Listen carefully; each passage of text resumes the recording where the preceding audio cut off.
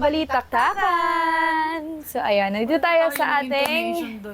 Siyempre, hindi na itong magnanay kami, guys. So, nandito kami ngayon for another episode of this podcast. Yan na yan. Okay, so while we are talking about... Bagong podcast. Mag-ano kami? Magmamas kami. So, nakita niyo ba aming team for today ay Slumber Party. Pakilala ka muna pala. Ano yan? Slumber Party? Slumber Party. Ano sabihin sa Tagalog? Search nyo na lang. May Google naman kayo eh. Oh my Hindi God. kami ano. Pakilala ka muna, darling ko. Hi, I'm Sheila. Yan. Kung na-recall nyo, siya ay nag-appear sa ating 1.2 episode ng podcast natin. Siya ang nag-iisa kong nanay. Sayang, isa lang siya. Pwede ba maging apat yan? Okay, ano bang pag-uusapan natin ngayon? Ba yun? Anong topic na yan? So, yung topic Kaya ako namin... dito, ayusin mo ha. Teka, lagyan muna natin to. Baka matuyo. Mga ano kasi, ang arte kasi. Matutulog na lang. Kailangan natin. Okay. Kung di nyo alam guys, 10:30 na. So, ngayon lang namin to ginagawa. Kasi basically... Super busy. Okay, anyway.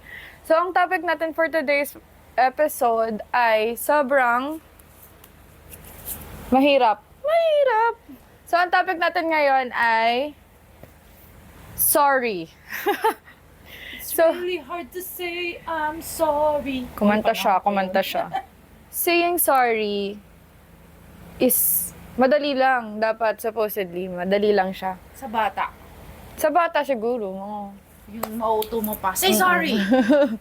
Pero Say in sorry. reality, growing up, syempre, Habang tumatanda, Oo. nagiging complicated. mas mahirap na siyang gawin. Bakit kaya? Madali lang siya, pero mahirap siya. Ano daw? Intindihin niyo na lang. Sige, ikaw muna. Bakit sa tingin mo mahirap siyang gawin or sabihin sa mga taong nagkasala sa sanlibutan? Tapos, alam mo, hindi naman actually yung sorry yung mahirap sabihin. For me, ang mahirap yung acceptance. Yung self-acceptance. Kasi, for example, ako, I failed to do things. Tingin ng film. Ang galing, artista. Artista. Yun, I failed to do things. Tapos, depende kasi yun sa karakter ng tao. Na, kunyari, meron kasing madali lang sa kanila na, ay, nagkamali ako eh, sorry. Alam ko nagkamali ako eh, sorry. So, depende sa karakter talaga ng tao. Pero, normally, kaya yan mahirap tanggapin kasi, mahirap magsabihin kasi mahirap tanggapin na nagkamali ka. Na hindi mo naman gusto magkamali, for sure. Pero mahirap tanggapin na nagkamali ka, and lalo na kung may na-hurt ka na iba or nagkaroon ng affect sa ibang tao. Yun, siguro. Agree. Actually, agree ako. Hindi pala, wag na.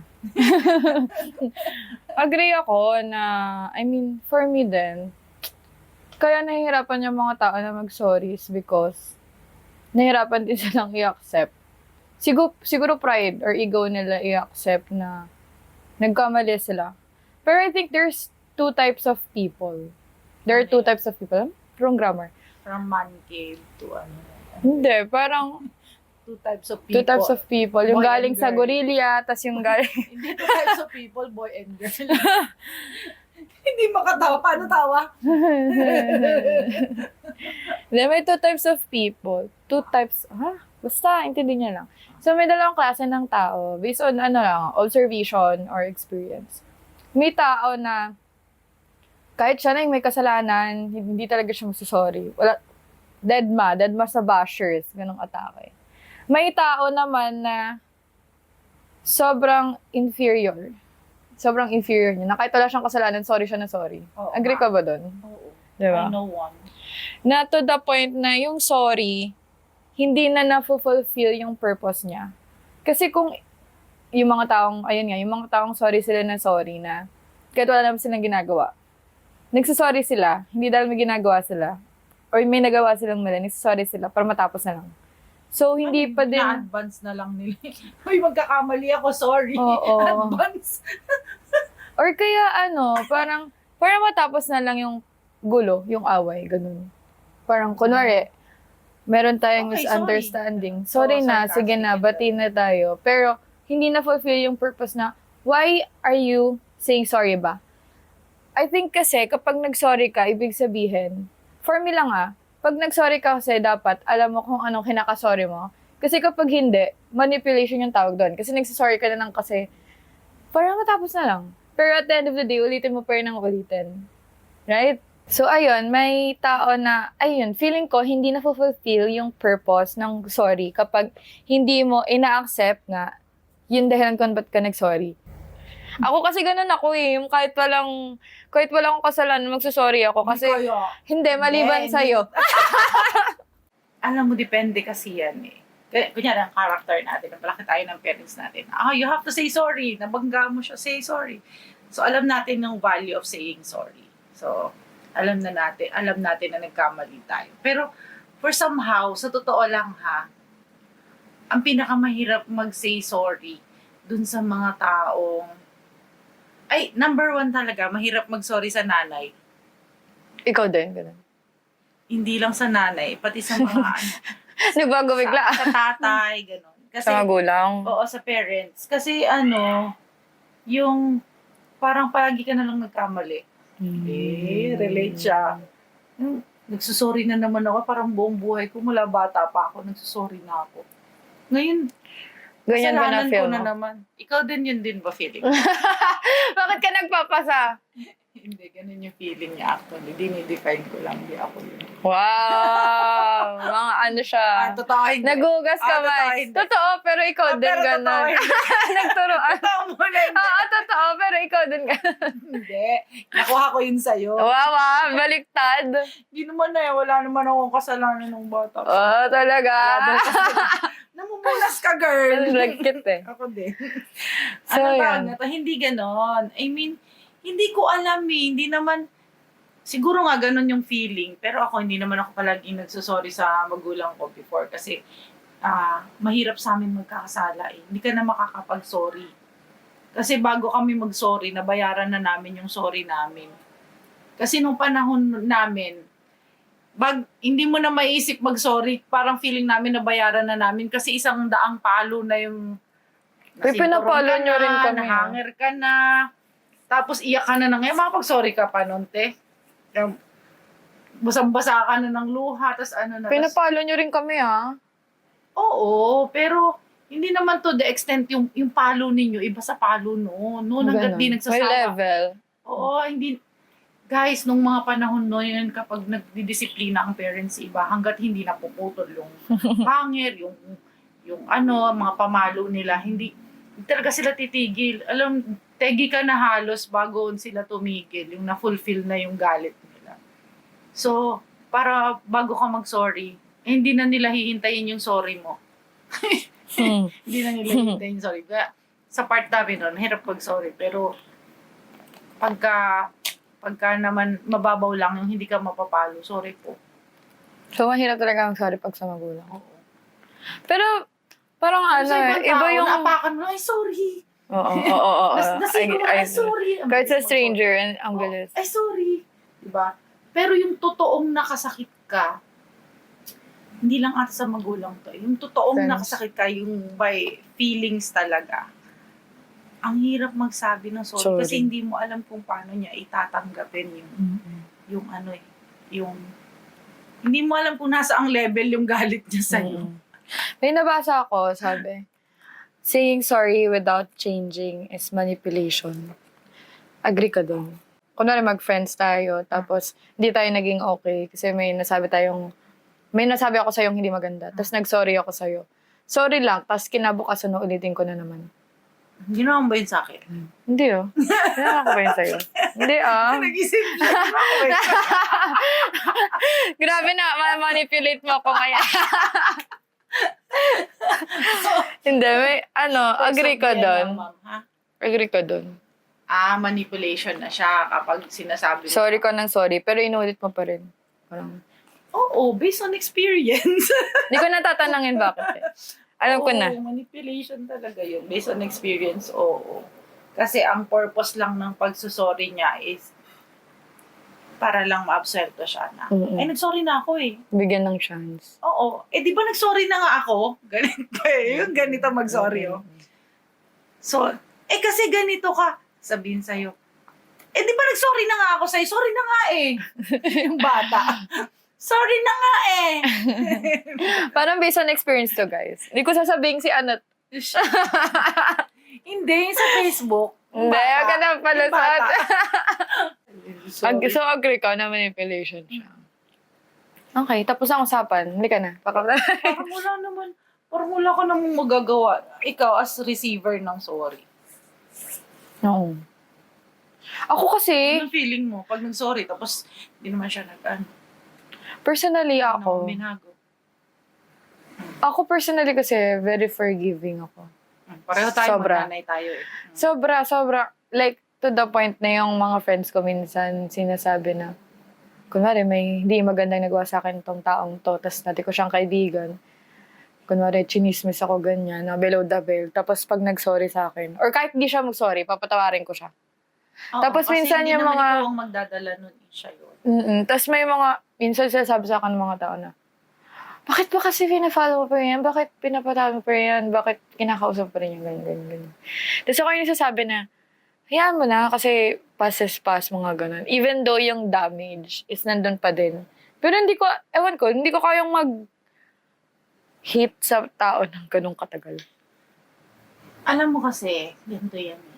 Yung kapag yung tao nagkasala sa'yo, Batuhin mo ng tinapay? yun yung pag sinabing pag binato ka ng Bato. batuhin mo ng tinapay. So, it's just parang idioms na kumbaga, ginawan nila tayo ng bagay na nakakasakit.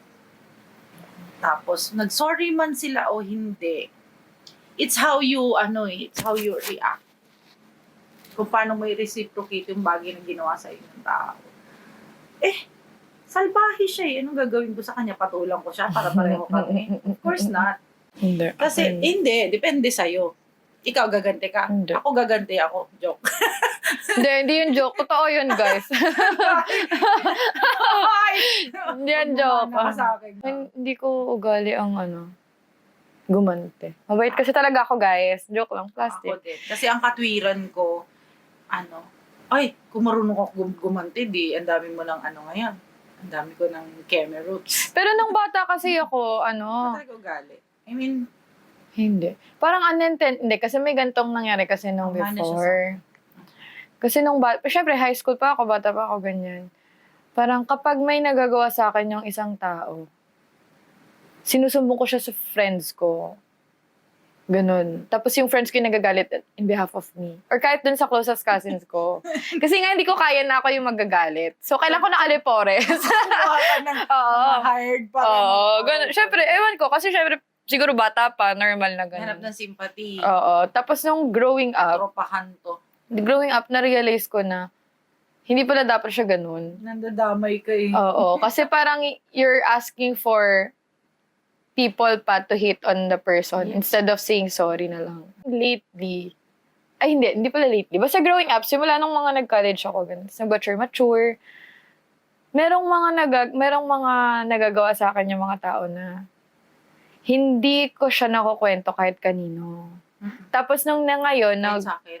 Hindi. Bakit? Tapos nag-resurface na lang ngayon kasi napag-uusapan. Tapos doon lang nila nalalaman na, bakit mo sabi sa akin yan? Ganyan. Kasi, ayun, meron kasing... Sana naupakan ko, nasampal ko, gano'n. Diba? So, ewan ko. Parang medyo, lalo na pag sa friends, doon ako Naingat.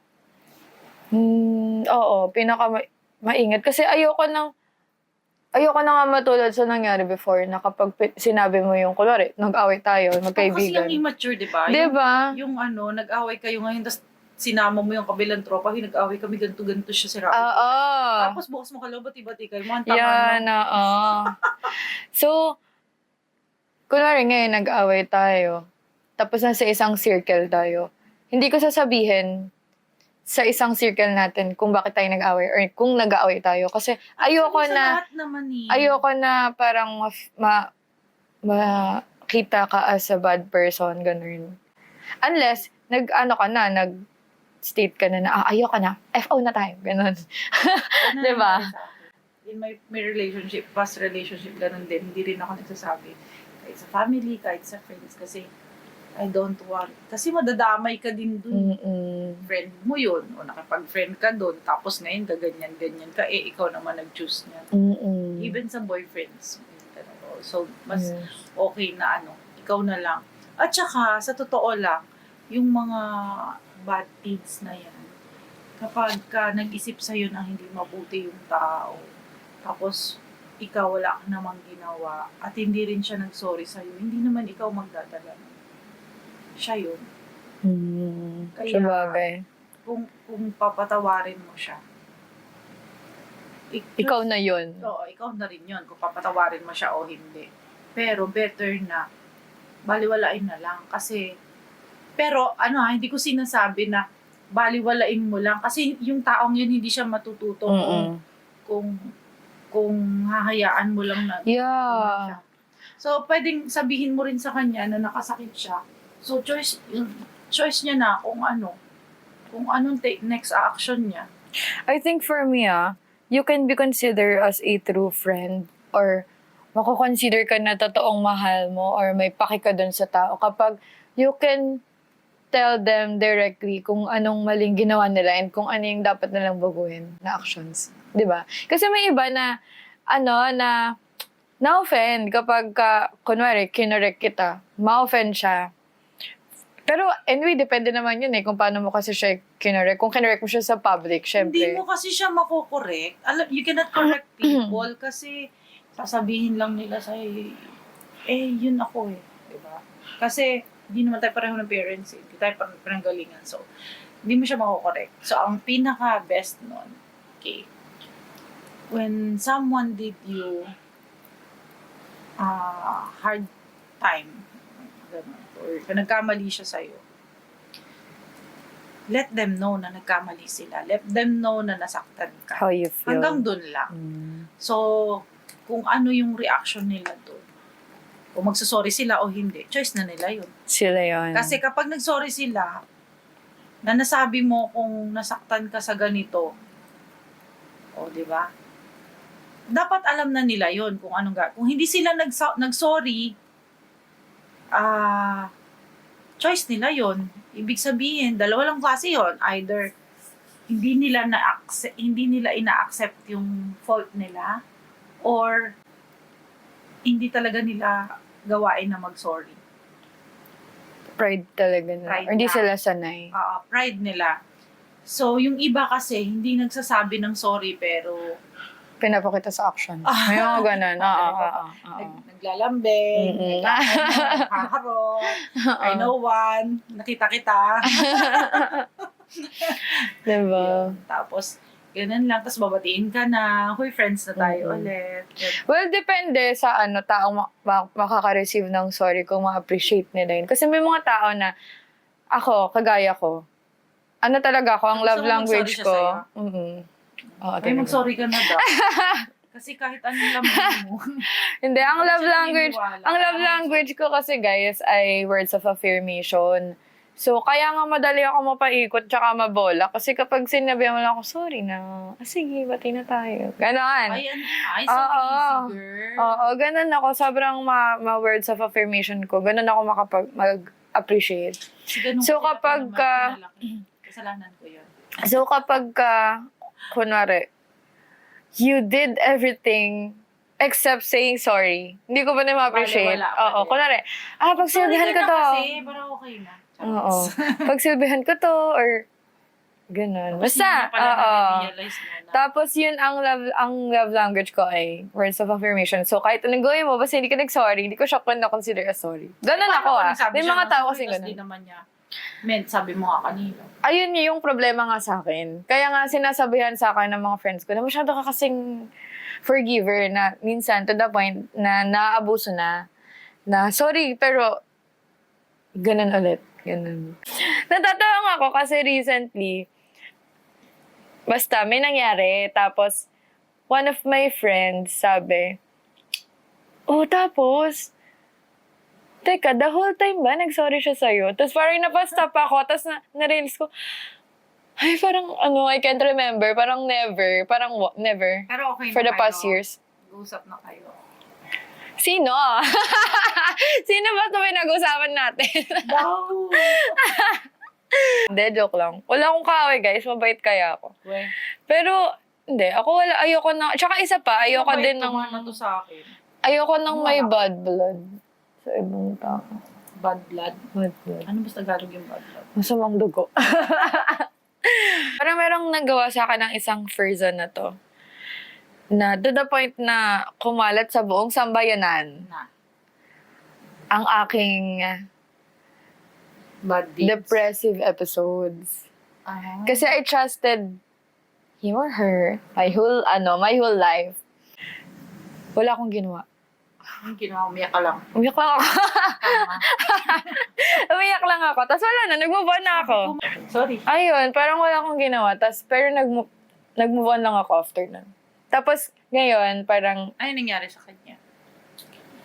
hindi. Ako naniniwala kasi ako na karma has its own way. Syempre, hindi ko naman, ako, forgiver ako, pero hindi naman ako buang na magsistay pa din sa table na hindi na ako welcome. So, umalis ako sa table na yon.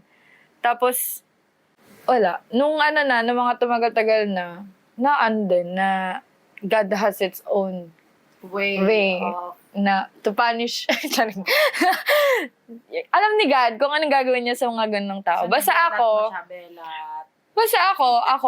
yung sorry person. Sorry person ako. Kahit alam ko na malinis ang intention ko at hindi ko intention. Maliban sa magulang. Maliban sa magulang. Hindi, ang hirap kaya guys mag-sorry sa nanay. Kasi syempre, mami, mababash ako. Yung babas, mahal ko yan. Kahit hindi ko sorry. Hindi lang ako yung ganun guys. Kampihan niyo ako. Hindi ako din naman. So, ikaw, ano masasabi mo? So, kung bakit natin kailangan mag-sorry at paano tayo makakapag-sorry? Anong advice ang maibibigay mo sa mga kabataan sa bayan ng Let's be Pilipino? sensitive. Kung may nagawa tayong hindi mabuti sa kapwa natin or na-hurt natin somehow, even though hindi naman natin intention or unintention naman, kunyari nagsalita tayo na nakasakit or may ginawa tayo na kunyari nakaapa ka physically or emotionally, let's be sensitive to na pag nagsabi na sa'yo yung tao na nasaktan siya. Be open about it. Tell let them know how you say sorry. Hindi lang nagsabi ka ng sorry. Kumbaga ang tawag, naggawa ka ng corrective measures. Diba? Ganon din naman kung dun sa pinagsorihan, huwag naman nag-sorry na nga eh. Sorry na nga. Ikaw eh! Oo, Ulit-ulit oo, yung oo. away. Sabi din to ng isang tao. Sabi niya, basta, pag nag-sorry sa'yo yung tao, tapos tinanggap mo, tapos na. Kasi, kung para sa'yo, susumbatan mo pa din yung tao na yun kahit he or she is doing good na hindi niya na inulit or whatever. Tapos sinusumbatan mo pa rin siya. Dapat hindi mo na lang in-accept yung sorry niya. Kasi Diba? kasi yung sa bubble gum, uy, sorry na, kasi alam mo naman, hindi ko sinasadya. Sabay sabi niya, buti naman, ganun. Naintindihan mo. Kasi naman ikaw, ganyan. Sabi niya, bakit ba? Kaya lang naman ako ganun. Hindi! Alam na ako, nag-away na ulit sila. Tanga. Wala. Nangyari. So, Dapat kapag tinanggap mo yung sorry. Sorry na, tapos na. Oo. So, ibang away naman ulit. Unless, syempre, gawin ulit yun ng person. Tuyo na eh. Yun talaga ang nasa sayo na yun kung negotiable pa or non-negotiable kapag inulit ng person. Pero ako, I think, may 4 minutes pa tayo, I think, ang key ng mga relationships, either either romantic relationship or relationship with your parents or relationship with your friends. Communication talaga ang key. Communication is the key. with comprehension. Diba? Kasi pa na, makikipag-communicate ka, pero di mo naman talaga naiintindihan. Ano lang naman yun magko-confess ka kay Lord. Di ba pag may prayers tayo, tignan mo ang aming, huwag mong tignan ang aming paulit-ulit na pagkakasala, sinasabi ni Father. So, diba? pag nag-sorry tayo, nagkumpisal na tayo, nag-confess na tayo, try na natin baguhin. Magbago na. Kumbaga, magsusorry tayo next kay Lord. Ibang issue naman. Ano yung paulit-ulit.